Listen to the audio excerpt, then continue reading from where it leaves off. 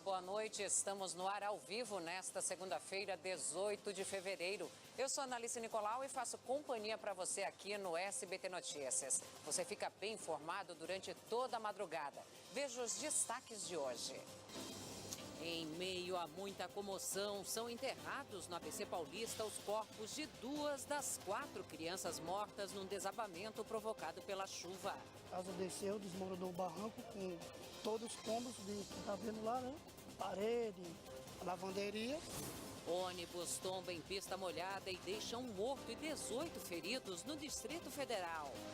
A tragédia de Brumadinho. Bombeiros resgatam mais 2 corpos e número de mortes sobe para 169. Final de semana de tiroteios no Rio de Janeiro. 4 moradores e um policial militar ficam feridos em conflitos no complexo de favelas da Penha. Ainda no Rio, protesto na Barra da Tijuca cobra justiça pela morte do jovem agredido com um golpe mata-leão aplicado pelo segurança de um supermercado. Domingo de manifestação também na França. Milhares de pessoas saem às ruas para marcar os 3 meses do movimento dos coletes amarelos.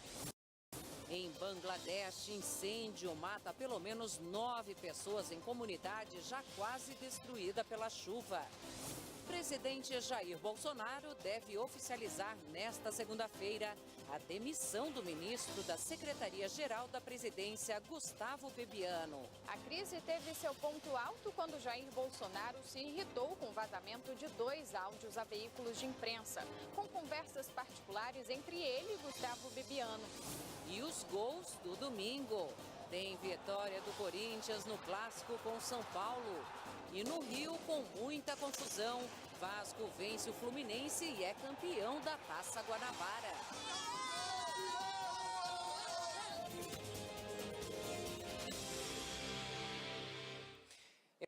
Eu começo a minha participação falando da morte de 4 crianças num deslizamento de terra provocado pela chuva na noite de sábado. Os corpos de 2 delas foram enterrados nesse domingo. Em meio à tristeza e à emoção, os corpos de... O enterro dos corpos das outras 2 crianças, os irmãos Guilherme, de 4 anos, e José Henrique, de 11, deve acontecer na manhã desta segunda-feira no cemitério Santa Lídia, em Mauá. No Distrito Federal, uma pessoa morreu e 18 ficaram feridas após um ônibus tombar na pista molhada. Totalmente destruído. Mais 2 corpos foram resgatados na região atingida pela lama após o rompimento da barragem de Brumadinho. Ao todo, já são 169 mortos e 141 desaparecidos. Em Nova Lima, na região metropolitana de Belo Horizonte, mais um susto. Moradores tiveram que deixar as casas às pressas depois que a Sirene alertou uma instabilidade em outra barragem da Vale. Isso será feito. E olha só, uma tentativa de assalto na noite desse domingo na capital paulista terminou com um empresário baleado. O repórter Marcelo Bittencourt tem mais informações ao vivo. Bom dia, Marcelo. Qual é o estado de saúde da vítima, hein? Excelente dia e uma ótima semana para você, Analice, a todos que nos acompanham todo o Brasil. A informação que nós recebemos agora, tanto da Polícia Militar quanto de parentes que passaram rapidamente aqui, é que esse empresário, identificado como Demetrios, 47 anos, ele foi levado para o hospital universitário que fica aqui na zona oeste da capital paulista, está estável, consciente, mas deve ser transferido nas próximas horas para o Hospital das Clínicas. O caso aconteceu por volta das 7h30 da noite. O empresário estava exatamente nessa motocicleta, Sérgio de Oliveira, no detalhe, uma moto avaliada em 55 mil reais, voltava de uma viagem acompanhado da esposa, quando 2 motoqueiros chegaram, 2 homens chegaram em uma motocicleta, emparelharam. Não se sabe, Ana, se houve uma reação, mas o que chama muita atenção é que a moto, ela tem muitos adesivos aqui das forças do Exército Brasileiro, inclusive aqui operações especiais, e a polícia acredita que os criminosos possam ter pensado que ele seria algum agente de segurança. O que se sabe é que a companheira que estava com ele em outra motocicleta ouviu vários disparos e, ao olhar para trás, viu o companheiro caindo. Ela então fez o retorno, chamou o resgate, a polícia militar chegou rapidamente diariamente aqui ao local.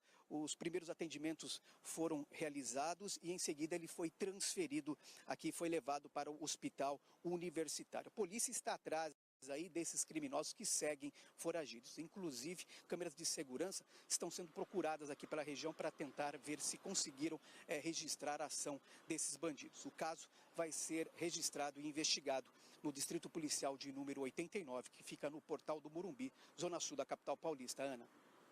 Obrigada, Marcelo. E o Marcelo Bittencourt continua aí com a gente nesse início de semana, trazendo mais informações a qualquer momento. Um protesto nesse domingo na Barra da Tijuca, no Rio de Janeiro, cobrou justiça pela morte de um jovem brutalmente agredido pelo segurança de um supermercado na semana passada. Com cartazes e carro de som, e o Rio de Janeiro teve mais um final de semana de intensos tiroteios, desta vez no complexo de favelas da Penha, na Zona Norte. 4 moradores e um policial militar ficaram feridos. O barulho dos tiros ecoou. No Paraná, a Justiça vai decidir a partir desta segunda-feira se os acusados do assassinato do jogador Daniel Correia vão a júri popular. O corpo do atleta foi encontrado mutilado em outubro do ano passado. As investigações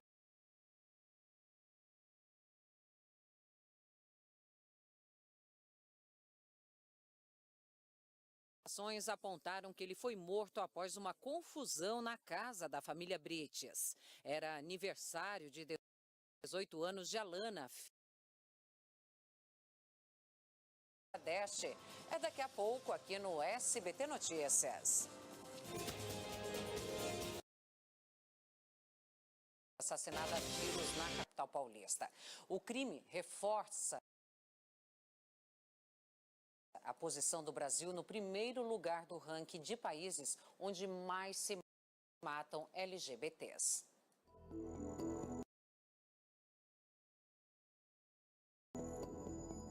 A travesti, identificada como Meg Duran, foi assassinada com um tiro na nuca no Bom Retiro, região central de São Paulo.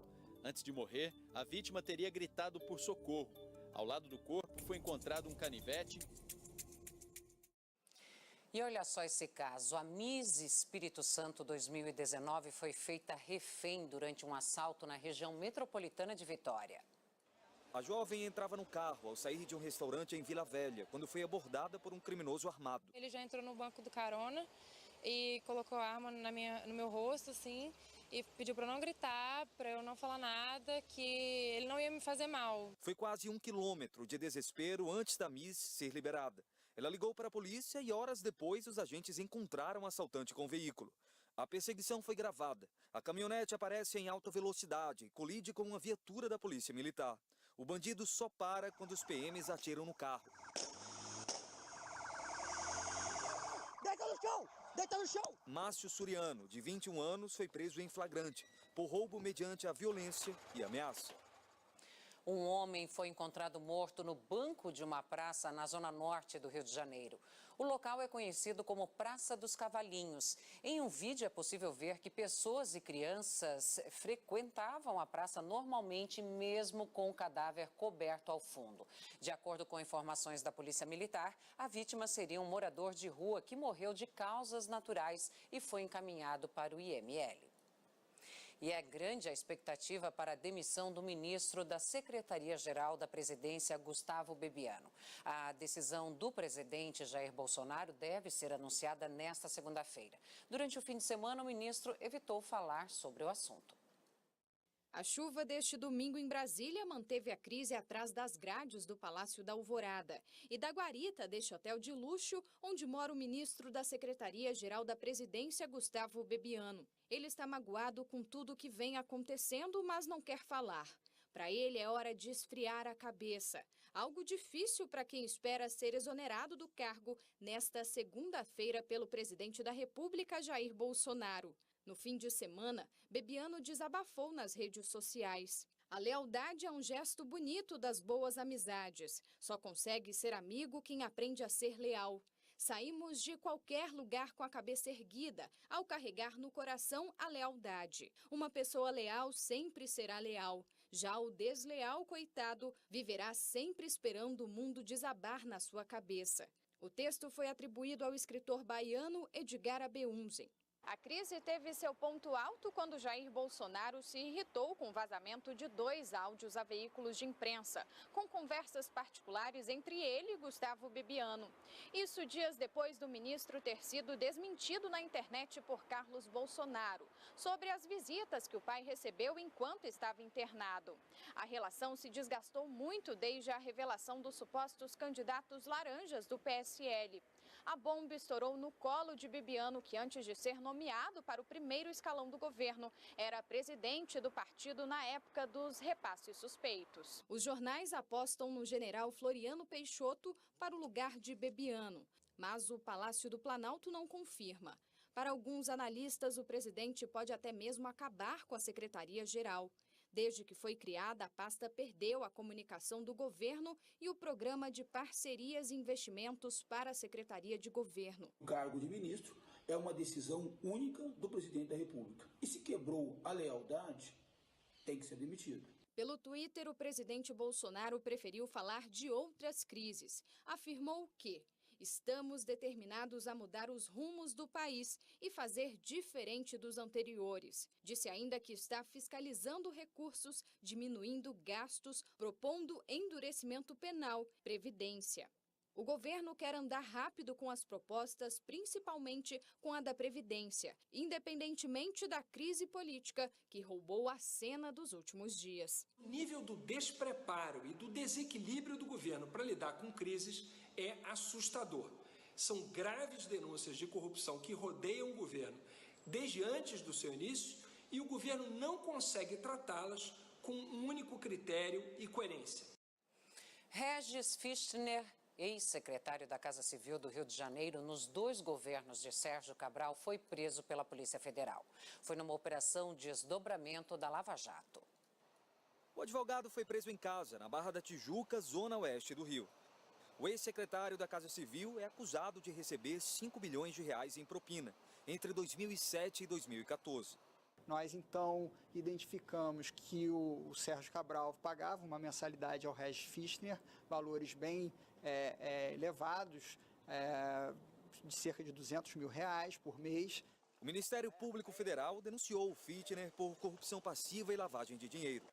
Segundo a investigação, enquanto trabalhava no governo, ele solicitou e aceitou vantagem indevida para dar especial atenção para os interesses privados de empresários do setor da saúde, prestação de serviços de alimentação e limpeza, transporte público e construção civil. Em novembro de 2017, Fichtner já havia sido detido por receber 1,5 milhão de reais em propina. Ele foi solto uma semana depois. Outro preso na operação desta sexta-feira foi o coronel Fernando Martins, acusado de ser o operador financeiro do ex-secretário da Casa Civil do Estado. E vamos às notícias internacionais. Na Venezuela, milhares de voluntários começaram a se preparar para enfrentar os militares que bloqueiam a entrada da ajuda humanitária no país. Um filósofo francês judeu. A polícia teve que intervir e formar uma barreira para proteger o homem. Um incêndio em uma comunidade deixou pelo menos 9 mortos em Bangladesh. O fogo começou na manhã desse domingo, enquanto a maioria dos moradores ainda dormiam. Várias pessoas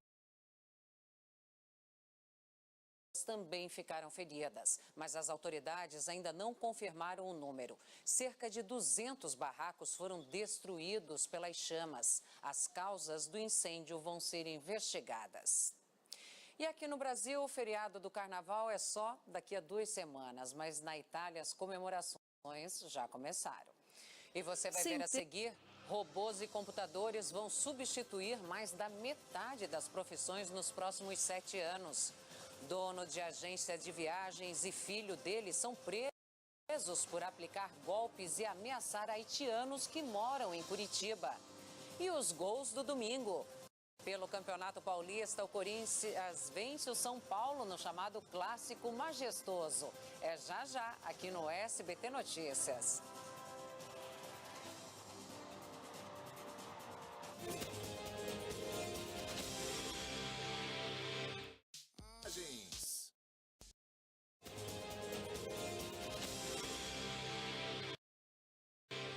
Estamos de volta com o SBT Notícias, agora é 1h32. O dono de uma agência de viagens e o filho dele foram presos, acusados de aplicar golpes em haitianos que moram em Curitiba. A dupla vendia passagens aéreas falsas para os estrangeiros e, quando a farsa era descoberta, ameaçavam as vítimas. Essas pessoas procuraram a delegacia depois que foram vítimas de um golpe. Todos estrangeiros vindos do Haiti foram até uma agência de turismo aqui em Curitiba, onde compraram passagens aéreas. Depois de pagar valores altos, as vítimas, além de não receber os bilhetes, ainda eram ameaçadas pelo proprietário. Ameaçando, ele falou: ninguém pode vir aqui. Ele fechou a porta e até a gente não conseguia achar ele mais. Eu vou depositar R$2.000. R$2.000? R$2.000, sim. Para meu irmão vir para cá. Ele trabalha bastante para ganhar para fazer R$2.000 e ele ficar com eles mesmo. R$4.400. Isso aqui é o que você passou para ele? Isso mesmo. Ele foi buscar lá no meu serviço. Minha esposa foi no aeroporto, não vale, bilhete não vale. Quando a vítima ia até eles, né, cobrando a devolução do dinheiro ou a passagem verdadeira, eles ameaçavam, dizendo que tinham parentes policiais e que ameaçavam de deportação, que ia mandar eles embora caso eles dessem alguma queixa. Depois de todas essas denúncias, a polícia conseguiu identificar os donos da agência CWB Travel, que fica localizada aqui no centro de Curitiba. Pedro Camargo, de 56 anos, e o filho Pedro Camargo Júnior, de 23, acabaram presos. Por várias vezes eu estava numa fila de banco resolvendo problema, eu tinha que voltar para a agência correndo, porque tinha 3, 4 haitianos pressionando o piá lá. Por causa de pressão, ele acabou tendo que fazer algumas coisas ilegais para poder sair debaixo da pressão. Para a polícia não resta dúvidas e provas de que os dois são criminosos experientes. Essas passagens, na verdade, elas não existiam, né? Eles imprimiam bilhetes com número falso de reservas e na hora que a pessoa ia embarcar, essa reserva não constava. Foram vários boletins de ocorrência nesse sentido, né, reclamando de uma mesma agência de viagens. A partir daí começou a investigação, que apontou que realmente esses haitianos eram vítimas desse golpe.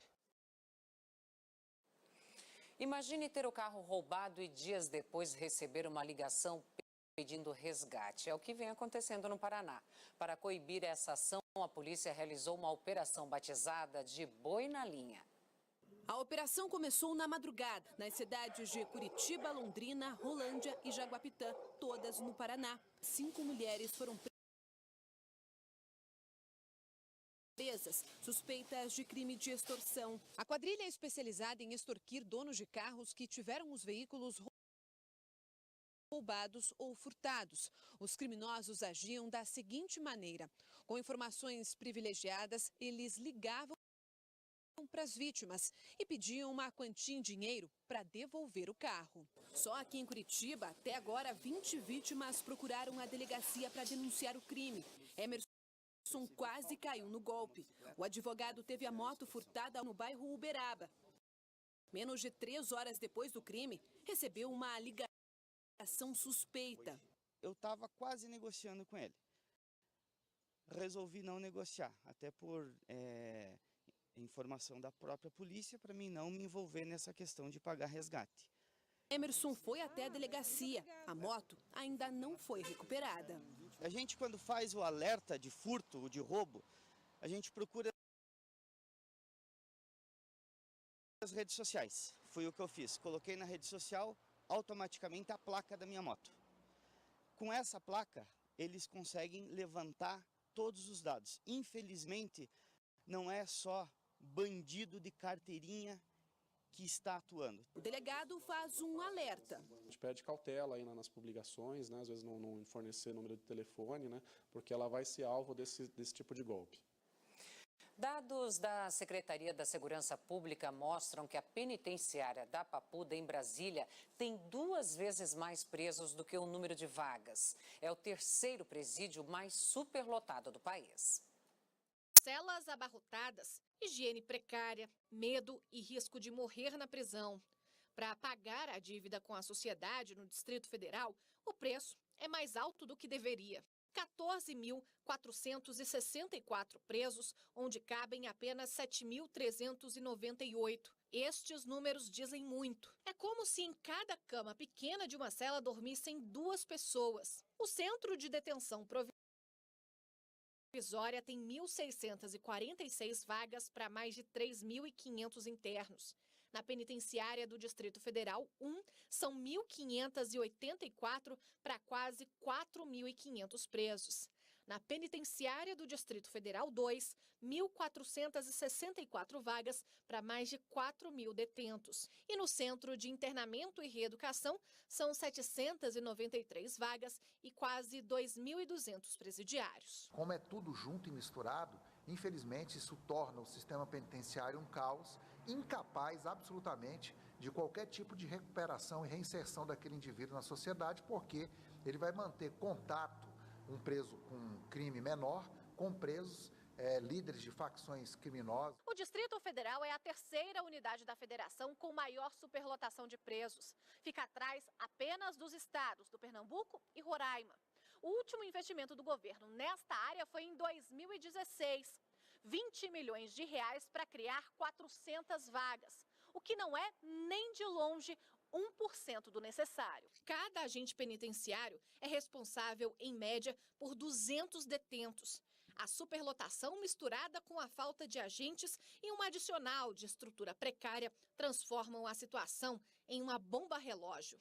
Tem que haver um agente penitenciário a cada 5 apenados por turno de trabalho. A Secretaria de Segurança Pública quer aumentar o número de vagas. 4 novos centros de detenção provisória estão sendo construídos, mas as obras estão paralisadas desde 2017, não tem prazo para serem retomadas. Há ainda a previsão de criar a penitenciária 3 do Distrito Federal, só que o início das obras depende de abertura de licitação. O Conselho Nacional de Justiça considera que a superlotação é causada pelos presos que ainda não foram condenados e que muitos deles nem deveriam estar na penitenciária da Papuda. Outros poderiam cumprir penas alternativas, como prisão domiciliar com tornozeleira eletrônica. E começa nesta segunda-feira o ano letivo para a rede estadual no Rio Grande do Sul.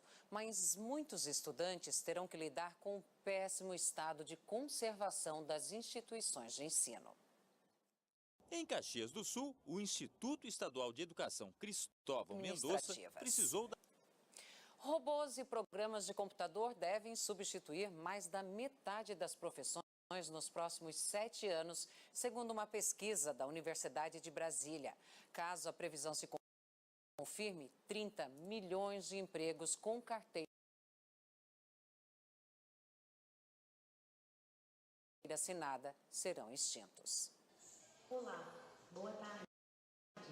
Uma recepção, no mínimo, inusitada. Qual o horário do café da manhã?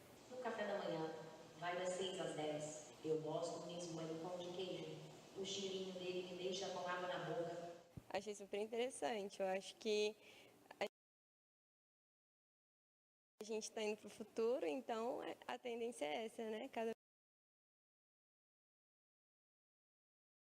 vez mais aparecer coisas diferentes e inovativas que ajudem também no trabalho das pessoas. Rebeca é programada para dar respostas simples, como horários, previsão do tempo, dicas de passeios e restaurantes, por exemplo.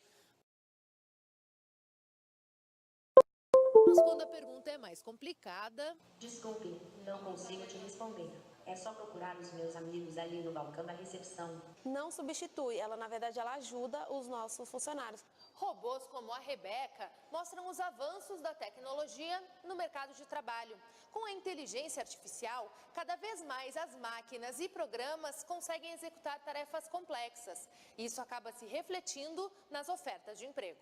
Mais da metade das profissões podem ser substituídas por máquinas e programas de computador em menos de uma década, segundo um estudo da Universidade de Brasília. São cerca de 30 milhões de empregos com carteira assinada em todo o país. Recepcionista de hotel, cobrador de ônibus, são algumas das carreiras em risco. Luísa acabou de se formar em publicidade e conseguiu um emprego numa companhia que que cria plataformas de treinamento pela internet. Eu acho que a tecnologia ela é uma amiga, não uma inimiga. O diretor de marketing acredita que as profissões podem até acabar, mas os bons profissionais ficam. Por isso, é preciso estar sempre atualizado. A gente acredita que são automação de tarefas, não necessariamente de empregos inteiros. E por isso é importante a gente estar sempre atualizado, sempre estudando, sempre ampliando conhecimento. Em Sorocaba, no interior paulista, um muro desabou e matou um menino de 11 anos. A dor compartilhada entre amigos e familiares marcam o adeus a Emanuel Henrique de Melo, de apenas 11 anos. O corpo foi velado no domingo, nesta igreja evangélica na Vila Barão, zona oeste de Sorocaba. Testemunhas disseram que o Emanuel subiu sobre uma caixa de energia elétrica atrás de um pipa. Mas com a chuva das últimas semanas, a estrutura, que já era antiga, não resistiu ao peso do menino e veio abaixo. Ele é criança, brincando, né? Na brincadeira, infelizmente, ele foi brincar na hora errada, no lugar errado. Quem vê nunca ia imaginar que pudesse acontecer aquilo. Mas infelizmente aconteceu e nós estamos muito tristes com essa situação toda. Segundo a Polícia Militar, equipes dos bombeiros e do SAMU, Serviço de Atendimento Móvel de Urgência, foram acionadas e prestaram os primeiros socorros na casa da vítima. Mas o garoto não resistiu e morreu no local. O que restou do muro ficou neste terreno, perto da casa da família, no Jardim Nova Esperança. O sepultamento aconteceu no fim da tarde deste domingo. O Flamengo foi multado pela 32ª vez por descumprir determinação da Prefeitura do Rio de Janeiro de fechar o centro de treinamento do clube. A direção do time disse que não vai se pronunciar sobre a decisão. No último dia 8, um incêndio atingiu o Ninho do Urubu. 10 jovens que estavam dormindo no alojamento não conseguiram escapar das chamas. Outros 3 atletas ficaram feridos. No sábado, uma das vítimas, o jogador Cauã Emanuel, voltou para Fortaleza. Ele foi recebido no aeroporto pela família. Agora a gente fala de bola rolando. O Vasco ganhou do Fluminense por 1-0 no Maracanã e é o novo campeão da Taça Guanabara. Antes da partida, que começou com os portões fechados por uma decisão da Justiça do Rio, muita confusão. Mais de 30 pessoas ficaram feridas. Na frente do estádio, torcedores esperavam. No Rio Grande do Sul, uma jovem lutadora tem um desafio fora dos tatames: arrecadar R$20 mil para viajar aos Estados Unidos em busca de uma vaga para os Jogos Pan. Você está assistindo a SBT Notícias, agora é 1h54. Um taxista foi executado depois de uma briga no trânsito na cidade de João Pessoa. O crime foi registrado por câmeras de segurança. O circuito interno do supermercado... Para ele chegar do jeito que está e fazer isso. 2 estrangeiros que estavam num táxi em Foz do Iguaçu brigaram, agrediram e ainda roubaram o motorista. Este taxista, que prefere não ser identificado, foi solicitado para uma corrida, de início normal no centro da cidade. Eram 3 passageiros, um brasileiro e 2 paraguaios. Mas, de repente, os supostos amigos se desentenderam e sobrou até para o motorista. O brasileiro queria ir para a casa dele, os paraguaios, não, vamos para o Paraguai com a gente, tal. Aí, a princípio, eles começaram a discutir dentro do carro.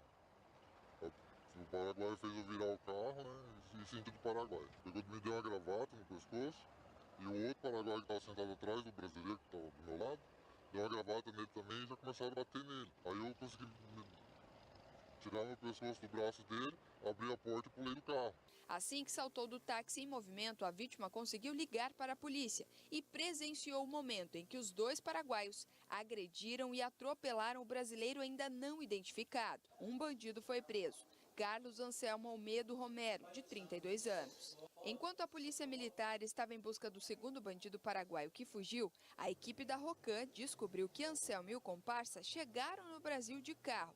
Este aqui, encontrado com os 2 pneus estourados e abandonado em um posto de combustíveis no centro, onde câmeras de monitoramento registraram a dupla entrando em um táxi. Depois de deixar o carro no posto de combustíveis, os dois paraguaios saíram de lá com o táxi. Vieram até este trailer de lanche, que fica a poucos metros. Aqui se envolveram em uma confusão. Os proprietários do local não cederam às imagens, mas a polícia confirma que depois de uma briga, eles saíram daqui do local, junto com o brasileiro que ainda está internado no hospital municipal. Por enquanto, só Anselmo está preso e vai responder pelos crimes de direção perigosa, roubo e lesão corporal grave. Um motociclista morreu depois de ser atropelado e arrastado por uma caminhonete na região metropolitana de Goiânia. O motorista, que estava bêbado, é um aposentado de 53 anos. E olha que grave esse dado que eu vou mostrar agora. 4 milhões de brasileiras nunca foram ao ginecologista. É o que revela uma pesquisa inédita do Datafolha em parceria com a Federação dos Médicos. Com que frequência você vai ao ginecologista? 6 meses. Perguntas como essa foram feitas a mulheres com mais de 16 anos em 129 cidades do país. A conclusão é de que 20% das brasileiras não cuidam adequadamente da saúde sexual e reprodutiva. 5,5 milhões de mulheres não vão ao ginecologista há 4 anos. 4 milhões nunca foram. Para os médicos, é preocupante. Sem as consultas preventivas, doenças são diagnosticadas tardiamente, tratamentos ficam mais caros e a chance de cura menor. Isso acontece porque a maioria sente-se saudável, não considera necessário ou porque não tem acesso ao serviço de saúde. Marcela tinha 18 anos quando fez a primeira consulta.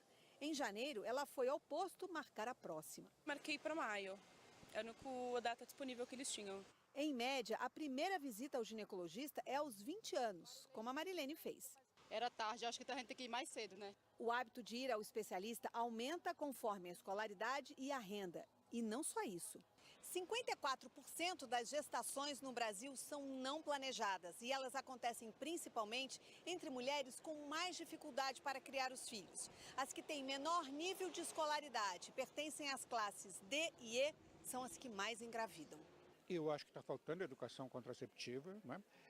E essa falta se faz notar muito mais nessas populações que são as mais vulneráveis, né? Que são as mais pobres. Nós temos que ter ações educativas que começam na escola, né? Na escola primária, né? Que permeia toda a escola secundária.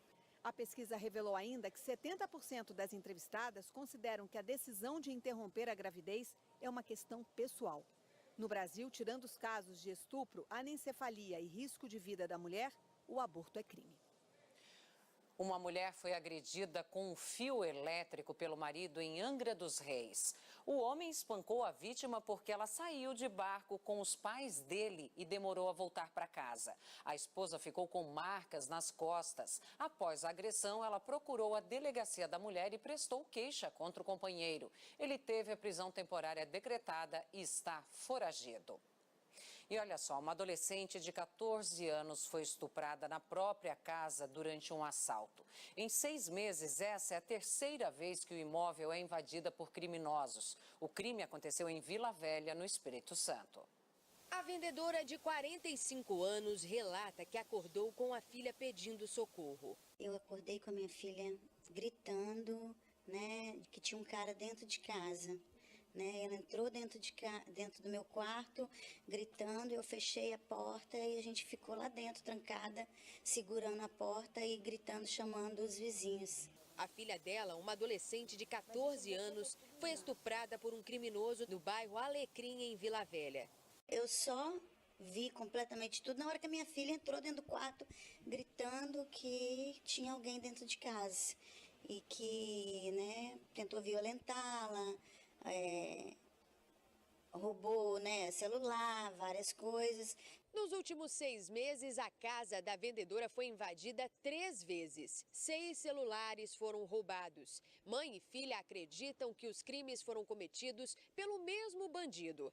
Nas 2 últimas ocasiões, o criminoso não fez nada com as vítimas porque ambas dormiam no mesmo cômodo da casa.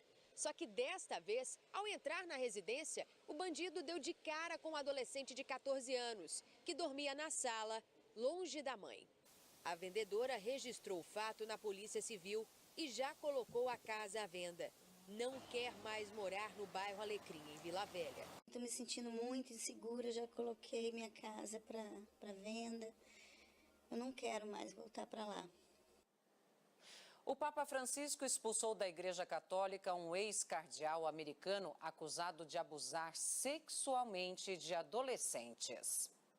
Theodore McCarrick, de 88 anos, já tinha renunciado ao cargo de arcebispo emérito de Washington no ano passado. O religioso é o primeiro cardeal na história da Igreja Católica a perder o título por causa de denúncias envolvendo o abuso sexual. Com a determinação, McCarrick está proibido de se vestir como sacerdote e de celebrar missas. Ele foi considerado culpado por uma comissão do Vaticano por abusar sexualmente de adolescentes na década de 1970. A expulsão acontece dias antes do Papa Francisco realizar uma cúpula com representantes da igreja para falar sobre os casos de pedofilia envolvendo sacerdotes. Autoridades dos Estados Unidos identificaram os mortos no tiroteio de uma fábrica de Chicago. O atirador era um funcionário que tinha acabado de ser demitido. Cleide Clock. Mais um massacre, mais 6 mortos, mais uma das manchetes que viraram rotina nos Estados Unidos. Gary Martin, de 45 anos, trabalhou nesta fábrica de válvulas industriais no subúrbio de Chicago por 15 anos. Nessa sexta, ele foi chamado para uma reunião, foi demitido e saiu atirando. Matou o gerente, um funcionário do Departamento de Recursos Humanos, um estagiário que estava no primeiro dia de trabalho, além de outros 2 colegas da empresa. Cerca de 200 pessoas trabalham no prédio, que tem quase 3.000 metros quadrados. A polícia chegou em 4 minutos, mas levou 1h30 para conter o atirador, que acabou morto. 7 pessoas ficaram feridas, entre elas 5 policiais. Autoridades aqui dos Estados Unidos investigam como o atirador conseguiu o revólver usado no massacre. Por ter antecedentes criminais, ele não tinha o direito de possuir uma arma legalmente. Mas, segundo a polícia, a pistola calibre 40 foi comprada em 2014 sem nenhuma restrição, quase 20 anos após Gary Martin ter sido condenado por agressão. Um estudo do governo americano aponta que 17% dos acidentes de trabalho dos Estados Unidos estão relacionados à violência e 10% do total dos homicídios do país são registrados dentro de empresas.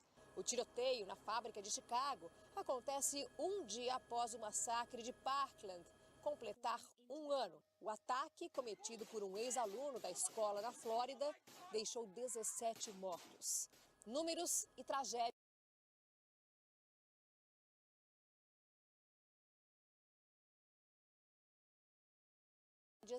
que parecem não ser suficientes para abrir um debate sobre o porte de armas no país.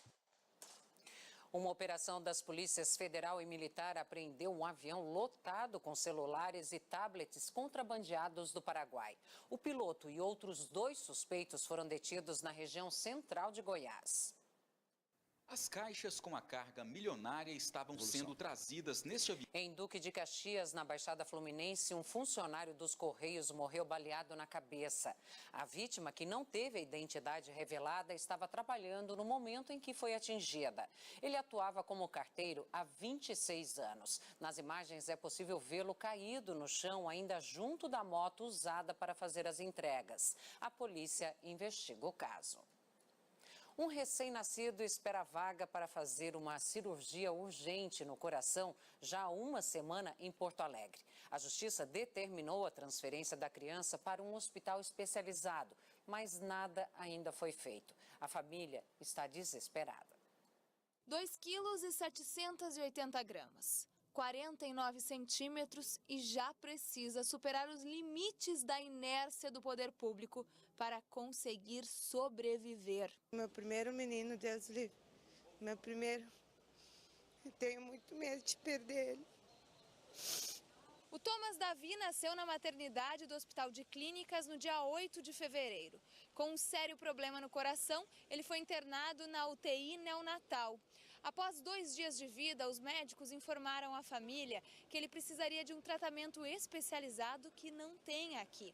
A solicitação para transferência foi feita, mas o menino já está com 1 semana e até agora o que ele conseguiu foi esperar. O médico conversou comigo, com a minha filha, falou pra gente que o caso dele é grave, tá? Ele fez um desenho ali, mostrou pra mim, ele disse pra mim, vó, a situação dele é assim, ó, imagina a senhora correndo, e a senhora cansa e vai parando, é o coraçãozinho dele. Na última segunda-feira, Shirley entrou na justiça pedindo a transferência do filho. No mesmo dia, o juiz da Vara da Infância e da Juventude determinou que seja disponibilizado um leito para o menino em um dos hospitais de referência na capital, Santa Casa ou Instituto de Cardiologia. Mesmo assim, nada foi feito. Essa cirurgia é importante para ele poder viver, entendeu? Ele está tomando medicamento muito forte, tá? Que é necessário abrir um espacinho no coração dele para poder passar o ar para ele. E está sendo muito difícil para nós. O desespero da mãe é por saber que vive uma corrida desleal contra o tempo, de braços atados. Eu estou apavorada. Eu preciso muito de ajuda. Muito. Nós tentamos contato com o hospital para se posicionar sobre o caso, mas não conseguimos. Mudando agora de assunto, 3 anos depois do surto de Zika em Pernambuco, as mães que tiveram bebês com microcefalia lutam para viver com os poucos recursos oferecidos pelo governo. O acesso às terapias e a um atendimento adequado vai diminuindo e o preconceito contra as crianças só aumenta. Nem toda lágrima é de dor. De alegria, de superação. É só isso que eu tenho para dizer. Hilda é mãe de Matheus, que nasceu com microcefalia. Nossa equipe conheceu o menino em 2016, quando ele ainda era bebê. Lá se vão 3 anos de aprendizado para mãe e filho. Tudo é em função dele, né? E acaba que a gente, vamos dizer assim, a gente volta a ser criança no mundo de Matheus. Ele luta pela vida, a mãe luta por ele. Hilda largou o emprego para se dedicar ao filho. Hoje depende do benefício dado pelo governo às famílias que têm crianças com microcefalia. O valor é de um salário mínimo, R$ 998 por mês. O Matheus precisa de alimentação, de remédio. Eu moro de aluguel, meu esposo está desempregado. Não é o suficiente para a gente viver. Eu falo, a gente não vive, a gente sobrevive com esse dinheiro. Ainda tem uma outra barreira difícil de ultrapassar, o preconceito.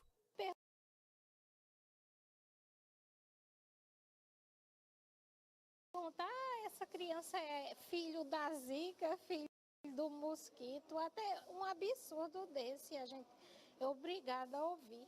Essas mulheres também já ouviram de tudo. Elas fazem parte da União de Mães de Anjos, fundada em dezembro de 2015. Hoje, 450 mulheres juntas correm atrás dos direitos e de assistência para os filhos. Muitas vezes o medicamento ela recebe pela farmácia do estado, mas a grande maioria tem falta há meses, então ela tem que gastar. Cada ano que passa, esses atendimentos, a assistência que a gente tem vai diminuindo. A gente tinha terapia 3 vezes por semana, hoje a gente tem um dia. A Secretaria Estadual de Saúde diz que na época da epidemia, apenas 2 hospitais de referência em Pernambuco atendiam bebês com a síndrome congênita do Zika. Atualmente são 34 unidades, entre hospitais e ambulatórios, em todo o estado. Um núcleo de apoio às famílias também foi criado. Na época, um bebê às vezes tinha que caminhar 700 quilômetros de distância. Então hoje, aproximadamente, o serviço fica até 50 quilômetros de distância. Não tão quanto a gente queria, mas o mais perto que a gente pôde. Pode ser destino ou não, mesmo com tanta dificuldade, tem mulheres que escolhem ser mães de coração. Miriam decidiu adotar a Maria Eduarda, que nasceu com microcefalia. Não só porque a menina precisava dela não, mas porque Miriam percebeu que os dias poderiam ser melhores ao lado da filha que a vida lhe deu. Antes mesmo de nascer, a mãe biológica, que é cunhada de Miriam, já havia entregado a menina para adoção. A família que iria ficar com ela abriu mão da bebê. Aí eu liguei, ela fez, vou buscar. Eu falei assim, não, peraí que ia acontecer um problema. Ela o quê? Ela nasceu com microcefalia. Ela fez, não quero não. Miriam ainda tentou convencer os pais adotivos. Aí eu disse, mas rapaz, Deus mandou uma criança especial, né? Todos que recebem, né? Mas eu não estou preparada. Eu disse, tá certo. Desliguei o celular, eu olhei para a Duda e disse, não, Deus mandou Duda para mim. Nossa equipe estava lá naquela época e foi testemunha desse desejo dela de ficar com a menina. Duda vai ensinar tudo. Duda vai ensinar o que é a vida, né? Às vezes a gente reclamar de tanta coisa, hoje a gente só tem o que agradecer. Duda também. Ela sabe que não está sozinha e mesmo de olhos fechados pode enxergar de longe o amor dessa mãe. E não me arrependo, se viesse outra Duda eu queria. Seu coração é gigante, né, Miriam? Ah, é muito amor, a gente não vive mais sem Duda, não.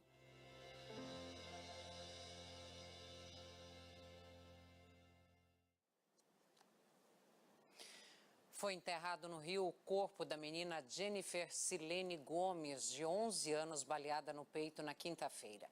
A família acusa policiais de terem disparado contra a criança. Na despedida, pedidos de paz e justiça. É a coisa que eu falo para você, tirou um pedaço do meu coração. E no litoral de São Paulo, a família da menina de 2 anos, morta após ser atingida por um tiro na cabeça durante uma perseguição policial, aguarda o resultado das investigações para saber se o disparo partiu da arma de PMs ou de criminosos. No velório da pequena Hillary, muita emoção. Parentes e amigos da família tentavam aceitar a morte da criança. A gente não sabe quais são o que vamos fazer agora, né? Porque a representação que um membro da família tem para todos nós é muito grande, é incalculável, não existe um termo, né, mais concreto para tratar disso. O corpo da menina foi velado e enterrado na cidade de Peruíbe, litoral sul paulista. Hillary Souza Valadares, de 2 anos, foi atingida na cabeça por uma bala perdida durante uma perseguição após um assalto. Neste vídeo é possível ver o carro prata onde ela estava com a família. O pai estaciona para fazer anotações. Outro veículo aparece na direção contrária, com os criminosos em fuga. Na sequência, um outro carro aparece, pilotado por um policial à paisana. Nesse momento, o carro da família de Hillary é atingido durante a troca de tiros e o pai, ao notar que a filha está baleada, sai em disparada.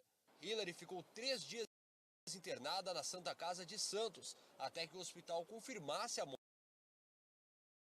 morte da garota. A bala que matou Hillary estava alojada na cabeça dela e só pôde ser retirada depois da confirmação da morte. Agora, o confronto balístico vai apontar de onde saiu o disparo. A arma usada pelo policial na ação já foi apreendida. E o Rio de Janeiro voltou a ficar em estágio de atenção devido às chuvas fortes que atingiram diversas regiões da cidade nesse domingo. A Defesa Civil acionou sirenes em 11 comunidades onde havia risco de deslizamentos de terra. Ruas ficaram alagadas, árvores caíram. Esse carro foi arrastado e levado para dentro do córrego. Parte do teto de um shopping desabou e o espaço ficou cheio d'água. De acordo com o Centro de Operações, a previsão é de chuva fraca a moderada nas próximas horas. Já na tarde e noite desta segunda-feira, as pancadas de chuva podem voltar. E o fim de semana foi de chuva intensa em grande parte do sul do país. Em Guaratuba, no litoral paranaense, mais de 200 pessoas estão desabrigadas por causa dos temporais.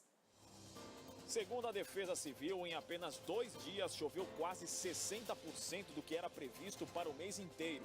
Os bairros mais afetados foram Pissarras e Carvoeiro. O órgão emitiu um alerta para deslizamentos de terra em áreas de risco. Uma mulher grávida que estava ilhada precisou ser encaminhada a um hospital após ser resgatada. Durante todo o domingo, voluntários e homens do Corpo de Bombeiros ajudavam a socorrer os desabrigados com o uso de barcos. Todos estão sendo acolhidos em um ginásio do município. Na cidade de Barra Velha, em Santa Catarina, as ruas se transformaram em verdadeiros rios. Em alguns pontos, a água chegou a quase 1 metro de altura e invadiu imóveis e ilhou dezenas de moradores. Em apenas 24 horas, foram mais de 160 milímetros de chuva acumulados. A capital, Florianópolis, também sofreu com alagamentos e deslizamentos de terra. Em um deles, um muro desabou e atingiu uma casa.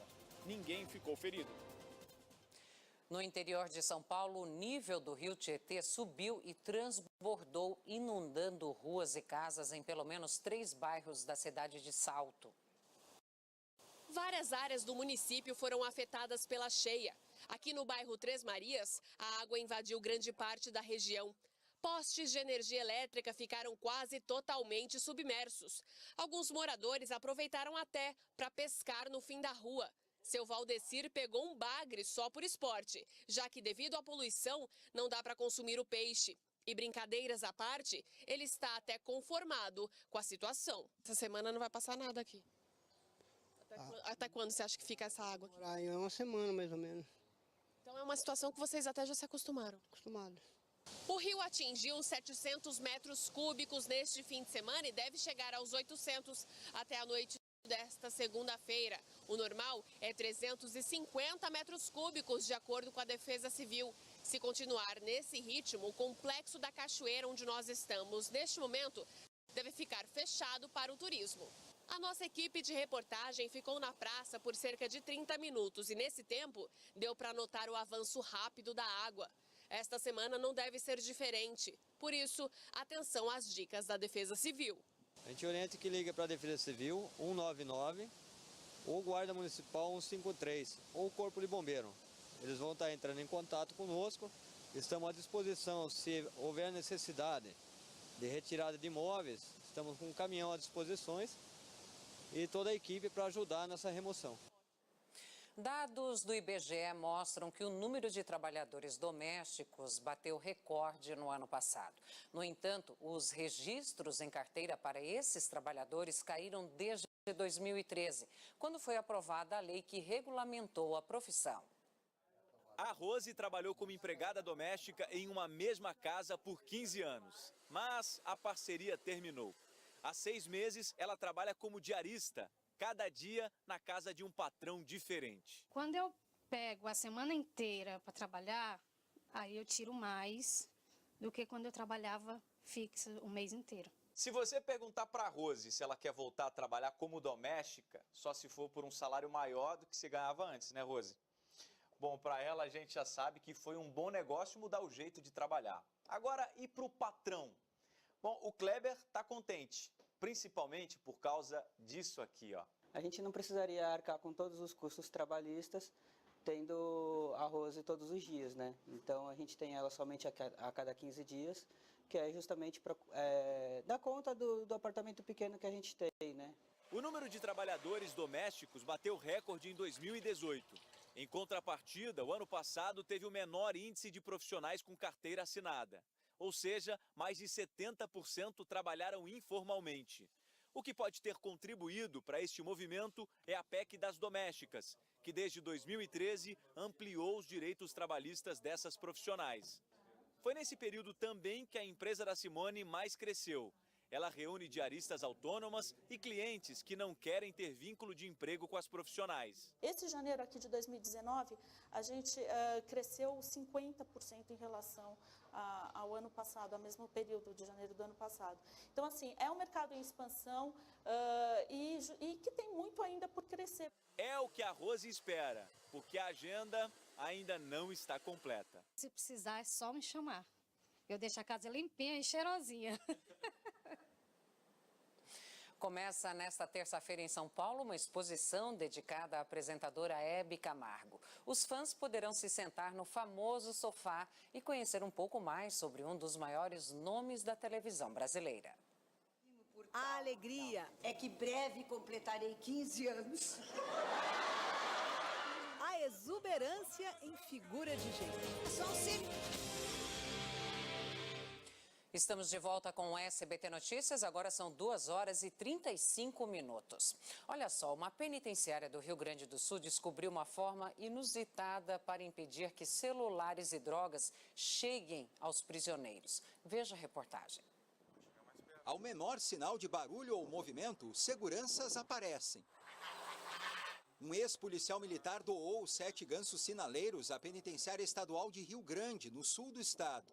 A missão deles é vigiar uma área de 100 metros quadrados, onde são frequentes arremessos de drogas e celulares para dentro do presídio. Os gansos, eles dão um sinal de alerta. Como o tratamento é feito por apenados, né? Eles que dão a comida, enfim, eles que tratam os animais, o cachorro ele não acaba perdendo a eficiência para nós. E o ganso, a gente não tem esse problema. O custo dos gansos é de cerca de R$ 60 por mês para compra de ração. O valor é menor do que o gasto com os cachorros, que também ajudam na segurança. Rio Grande foi a primeira penitenciária gaúcha a usar gansos para reforçar a segurança. O governo estuda a possibilidade de empregar as aves em outras prisões, como aqui, no Complexo Prisional de Charqueadas, o maior do Rio Grande do Sul. Se notou um resultado eficaz e útil aos objetivos da segurança do nosso presídio de Rio Grande. No ano passado, a Superintendência dos Serviços Penitenciários registrou 420 arremessos de objetos para dentro de presídios. A maioria foi interceptada por agentes. Pelo menos outros 3 estados usam gansos na segurança de presídios: Piauí, Mato Grosso e Santa Catarina.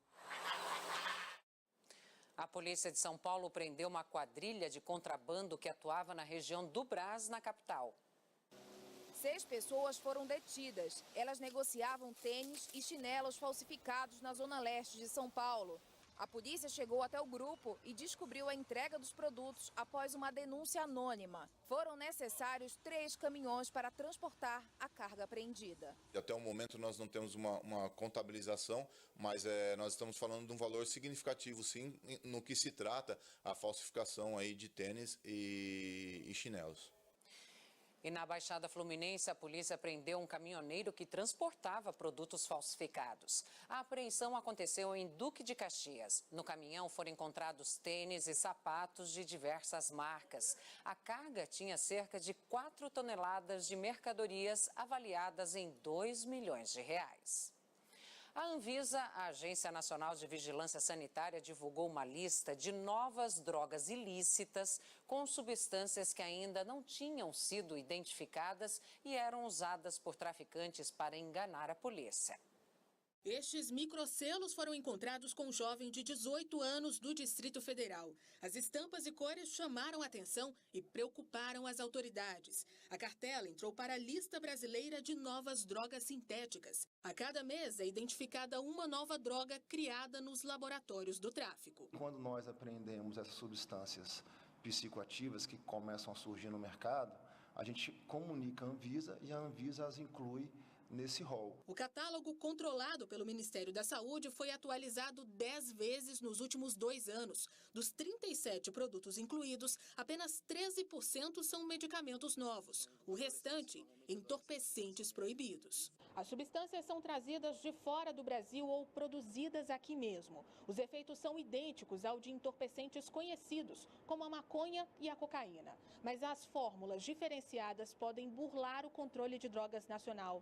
Por isso, a linha de frente da guerra contra os novos sintéticos está dentro dos laboratórios e é formada por especialistas da Anvisa e peritos. Um grande avanço nesse sentido foi criar a fórmula genérica, que aí abrange, inclusive, possíveis substâncias que venham a ser criadas que enquadrariam nessa molécula. Os estudos sobre os efeitos das novas drogas ainda estão no começo. Por isso, os especialistas fazem um alerta sobre os riscos à saúde. São substâncias que têm um potencial tóxico grande e que muitas vezes são desconhecidas. Muitas delas podem ser letais na primeira dose. O Conselho Federal de Odontologia autorizou os cirurgiões dentistas a usarem a toxina botulínica, o popular Botox, para fins estéticos. Já as associações médicas são contra. É só a gente se olhar com atenção no espelho que já começa. Harmonização orofacial. Torcedores do Corinthians entraram em confronto com agentes da CPTM antes do clássico contra o São Paulo na tarde deste domingo. Na confusão, um torcedor acabou baleado. Vamos falar novamente ao vivo com o repórter Marcelo Bittencourt. Marcelo, há informações sobre o estado de saúde da vítima? Olha, Annalise, a informação que nós recebemos aqui na delegacia do metrô é que esse rapaz, o nome não foi divulgado, um jovem, ele foi socorrido até o hospital de Itaquera, na zona leste da cidade. Ele recebeu um disparo no joelho e permanece internado. O caso aconteceu, Ana, horas antes do início do clássico, ali no metrô Corinthians Itaquera. Por volta das 3 horas da tarde, de acordo com a polícia, um torcedor vestindo a camisa do Corinthians teria atacado, sem nenhum motivo aparente, um segurança da CPTM. Houve revide e a partir daí teve início uma grande confusão. Vários torcedores atacaram ali os funcionários, houve ali o confronto.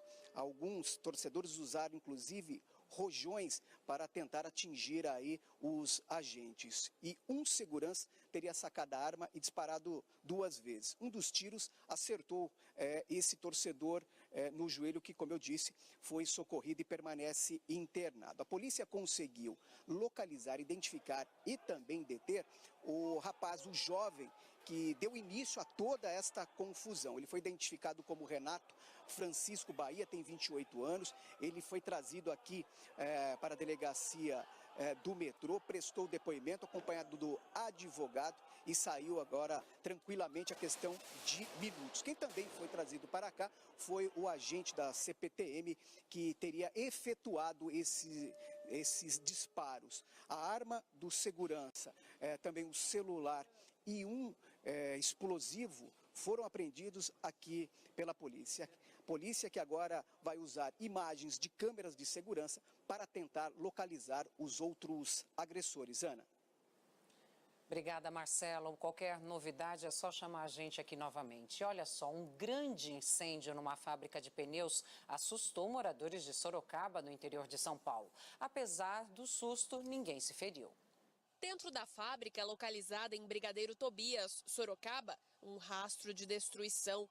Estruturas retorcidas, centenas de pneus consumidos pelas chamas. Os donos do estabelecimento, que preferiram não gravar entrevista, estavam bastante emocionados. Equipes dos bombeiros de várias regiões foram acionadas para controlar o fogo. Como é pneu, precisa pôr de máquina para poder remexer, para poder jogar água e espuma. Por volta das 9 da manhã, o cheiro de borracha queimada ainda era muito intenso. No início da madrugada, então, era praticamente insuportável. A fumaça, ela estava já exalando aquele cheiro muito forte. Eita, nariz, a voz. Medo é produto tóxico. Graças a Deus que a fumaça subiu. Ele não invadiu a casa de imediato. Um funcionário que trabalhava no momento do incêndio contou para a nossa equipe de reportagem que as chamas começaram a partir de um curto-circuito. Os bombeiros informaram que alguns pneus que estavam estocados em um outro prédio e também o maquinário foram salvos. Agora vai ter que ser uma avaliação da outra área, né, que ela foi preservada do incêndio. Então, após uma avaliação de engenheiro, o proprietário poderá reutilizá-la ou não. Este vídeo, gravado no momento do incêndio, mostra as labaredas. As chamas eram tão fortes que praticamente iluminaram a área. Um perigo enorme, se a gente pensar que a 20 metros de distância tem esta distribuidora de gás de cozinha. A gente fica preocupado porque a gente trabalha com material também, né, explosivo, inflamável, né? Então, realmente é perigoso mesmo. Um hospital, um bar e uma lanchonete pegaram fogo no Rio Grande do Sul e no Espírito Santo. O incêndio em um hospital de Porto Alegre fez com que 32 pacientes tivessem que ser transferidos para outros locais de atendimento da cidade. Entre eles, crianças que estavam internadas. As chamas atingiram o 6º andar do prédio e foram controladas rapidamente. Ninguém ficou ferido. As causas ainda estão sendo investigadas. Já em Vitória, o fogo começou dentro de um bar. Testemunhas disseram que a mangueira de gás do fogão teria se soltado e causado uma explosão. Havia uma cozinheira no local. A mulher, que está grávida de 8 meses, teve queimadura em um dos pés e precisou ser levada para o hospital. Em Vila Velha, no Espírito Santo, uma hamburgueria precisou ser fechada depois de ser atingida por um incêndio. O comércio fica localizado no 3º piso de um shopping da cidade. Ninguém ficou ferido. A suspeita é de que uma panela tenha sido esquecida no fogo. O prejuízo à lanchonete pode chegar aos R$100 mil. E 2 pessoas ficaram feridas em um incêndio em um posto de gasolina na zona sul de São Paulo. Veja o exato momento em que o carro está pegando fogo. As imagens foram registradas por celular. A suspeita é de que as chamas começaram durante a troca de óleo do veículo. As duas vítimas sofreram queimaduras e foram socorridas. Um motorista que estaria alcoolizado perdeu o controle do veículo e provocou um acidente. O carro invadiu o túnel de acesso à estação do BRT na zona oeste do Rio de Janeiro. Por sorte, ninguém se feriu. O PROCON de São Paulo anunciou que irá multar o canil clandestino em Piedade, no interior paulista, que foi fechado esta semana após denúncias de maus tratos. A atitude é inexplicável. O motorista desce a rua e, ao ver 3 cachorros, muda de direção para atingi-los. Como não consegue, faz a volta, acelera e atropela um dos animais. O cão morreu na hora. O crime foi no início do ano na cidade de Registro, interior de São Paulo. Mas só agora as imagens foram divulgadas. A polícia investiga o caso. Na última quarta-feira, em Piedade, também interior paulista, uma denúncia anônima levou a polícia ambiental a um canil clandestino. A vigilância sanitária interditou a propriedade. Cerca de 1.500 cachorros de várias raças estavam no local. 45 filhotes foram recolhidos com urgência, porque corriam risco de morrer. Como são muitos animais, eles ainda estão sendo transferidos para um abrigo. Todo e qualquer cidadão que constatar o crime de maus tratos pode fazer a denúncia numa base da Polícia Militar Ambiental. Lá o policial vai verificar, se constatados os maus tratos, o indivíduo que praticou vai ser conduzido ao distrito policial e também vai ser autuado em R$3.000 por animal e R$6.000 caso os maus tratos levem à morte do animal. Os cães viviam em banheiros, pequenas jaulas e espaços como estes, com muita sujeira. Alguns estavam cegos. Segundo informações, os funcionários do canil sofriam um assédio moral e eram obrigados pela proprietária do lugar a incinerar filhotes que nasciam com problemas de saúde. Ela gostava de ganhar dinheiro em cima dos cachorros, né? Vinha até cachorro de fora para incinerar. Nos últimos 2 anos, a Delegacia Eletrônica de Proteção Animal recebeu quase 18.100 denúncias de maus tratos a animais no estado de São Paulo. São mais de 24 registros por dia. Os casos vão de agressões, a falta de cuidados, de alimentação, abandono, até ataques com mortes. São animais domésticos e silvestres. Quando a denúncia é feita a tempo, os bichinhos são resgatados e, muitas vezes, em casos de cães e gatos, acabam sendo encaminhados para feirinhas de adoção, como esta. Antes de ir para a adoção, os animais passam por tratamentos para se recuperar dos traumas físicos e psicológicos que sofreram. O dano psicológico, às vezes, é mais difícil de ser revertido, porque é um trauma. E trabalhar esse trauma, em alguns casos, até medicação a gente precisa usar para o animal ficar menos estressado. Neste evento, realizado aos sábados na capital paulista, em média 25 animais são adotados. Quem leva um bichinho para casa assina um termo e se compromete a cuidar bem dele. Para o organizador, a adoção ajuda a combater os maus tratos. Esse negócio de comprar animal está sendo descartado, a população, as pessoas estão cientes de que o animal não é mais um objeto. Tanto um animal de raça quanto um animalzinho igual a esse, sem raça definida, o amor é o mesmo. Ingrid se emocionou ao encontrar o Branquinho. O cachorro de 5 anos foi recolhido na rua depois de ter sido abandonado pelo antigo dono. Agora terá uma nova casa e muito amor. Tem muito cachorro na rua que precisa de amor e não é porque ele é feinho ou não tem raça que ele não merece ter uma casinha. O gesto de adoção te emociona, pelo jeito? Bastante, gosto bastante deles. Passa bem o surfista atacado por um tubarão em Fernando de Noronha, Pernambuco. Vinícius Cavalcante, de 31 anos, foi ferido no rosto, no pescoço e na orelha. Ele foi socorrido com sangramento intenso. Nas redes sociais, disse que não foi atacado, e sim que caiu em cima do tubarão, que apenas se defendeu. E olha só, no Rio Grande do Sul, produtores de mel estão preocupados com a morte repentina de abelhas. Foram mais de 5.000 colmeias perdidas nos últimos 3 meses. Para a Polícia Ambiental do Estado, as mortes têm relação com o uso excessivo de agrotóxicos. Natural, faz bem à saúde, o mel está na mesa de boa.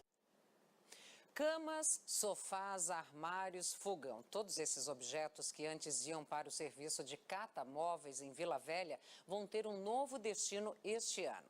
O material será usado em carros e alegorias que vão desfilar no Carnaval de Vitória. A parceria promove economia para a escola de samba e para a prefeitura. Dá só uma olhada. A gente não pode mostrar muita coisa para não perder a graça do carnaval, mas a Independentes de São Torquato, que este ano desfila a boemia dos bares que fizeram e fazem parte da história capixaba, abriu as portas do barracão para a gente falar sobre reaproveitamento. Madeira vira base de carro alegórico e de outros adereços. Olha aí o pandeiro como está ficando bonito. O material doado pela Prefeitura de Vila Velha vai permitir que a escola faça melhorias no projeto original.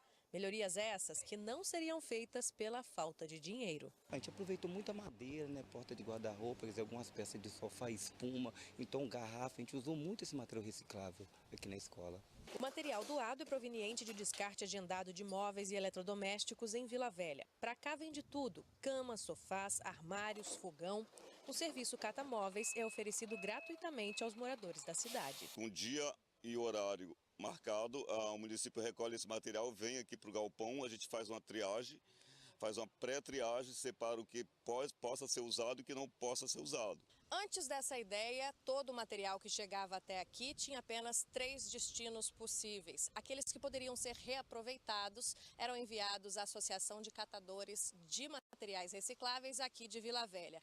Aqueles que poderiam ser reaproveitados como eletrodomésticos e móveis eram encaminhados a ONGs e também a igrejas que trabalham com projetos sociais. E todo o restante era descartado, enviado a aterros.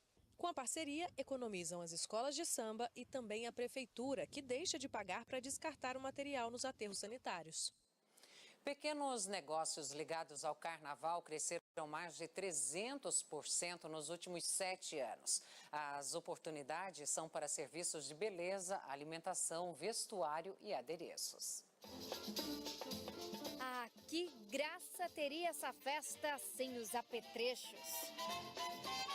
Carnaval remete à cor, à alegria, confete, serpentina, brilho, não é nada sem cor.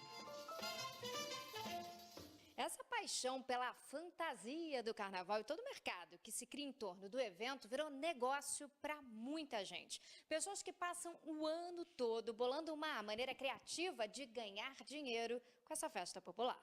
A Andréia tirou o certificado de microempreendedor individual em janeiro desse ano. Depois de trabalhar como cozinheira e artesã, viu que ser dona do próprio negócio poderia dar o ritmo certo nas finanças de casa. Me ajudou na questão financeira, principalmente, e na questão de tempo. Eu tive que estudar mais, ter mais uma oportunidade de ter mais conhecimento, porque com a microempreendedora você tem que fazer tudo. A atividade anda tão aquecida nesse batuque carnavalesco que o número de microempreendedores individuais, o MEI, cresceu em 7 anos mais de 300%. Entre os serviços que mais se destacam, beleza, alimentação, vestuário e adereços. Juntos, somam mais de 67 mil pequenas empresas abertas só em 2018.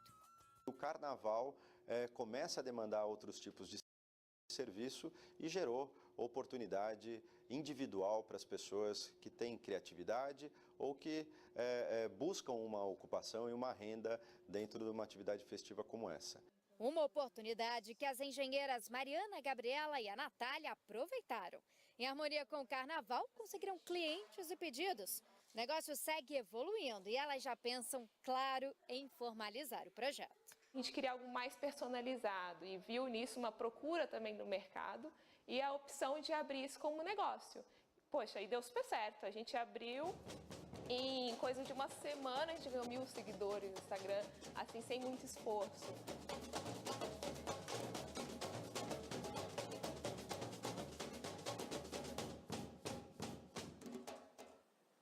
Quatro policiais civis foram presos acusados de extorquir traficantes e revender droga apreendida em São Paulo. Antes de serem levados para a cadeia, os presos foram interrogados na Corregedoria da Polícia Civil. Um policial civil aposentado e 4 investigadores que trabalhavam em 2 delegacias da Zona Oeste de São Paulo são acusados de fazer parte do esquema. Fundamentalmente, esses policiais apreendiam drogas de traficantes e depois faziam um trabalho de revenda, seja para outros traficantes, seja para outras pessoas interessadas na aquisição de drogas. As investigações do Ministério Público começaram ano passado. As buscas foram realizadas em endereços pessoais e nas delegacias onde os policiais civis que agiam como traficantes trabalhavam. Os promotores encontraram dinheiro, armas e drogas. Na sala dos investigadores desta delegacia, foram encontrados anabolizantes, cocaína, êxtase e armas de brinquedo guardados em gavetas, sem o lacre da perícia, como determina a lei. Um dos presos era o chefe dos investigadores. Na casa dele havia R$30 mil em dinheiro e dólares. O advogado de um dos policiais presos nega o envolvimento do cliente dele com o tráfico. Na casa do meu cliente nada foi encontrado, não há antecedentes nenhum contra ele, ele sempre prezou pela lisura. Os nomes dos policiais não foram divulgados. Um homem que agia como informante dos investigadores corruptos está foragido. No Rio de Janeiro, a Justiça absolveu o ex-soldado da Polícia Militar Elias da Costa, acusado de matar João Soares, de apenas 3 anos. O caso aconteceu em 2008. Elias e o ex-PM, William de Paula, perseguiam uma quadrilha na região da Tijuca, zona norte da capital fluminense, e confundiram o carro dos criminosos com o da família do menino, que estava com a mãe e o irmão, na época com 9 meses. O veículo foi atingido por 17 tiros. A segurança registraram o momento em que uma criança cai de uma altura de 5 metros depois de passar por um buraco na janela do apartamento em Minas Gerais. Nas imagens, um homem aponta para o prédio quando a criança cai. Segundo testemunhas, o menino de 1 ano e 8 meses bateu a cabeça na queda. Apesar do susto, ele foi levado ao hospital e não corre risco de morrer. O caso aconteceu em Ipatinga, no interior do estado. Um hospital do interior de São Paulo liberou uma paciente grávida de gêmeos que foi diagnosticada com infecção urinária. Em casa, após sentir fortes dores, ela deu à luz aos filhos. Uma das crianças, infelizmente, morreu. No exame, a confirmação de que a mãe da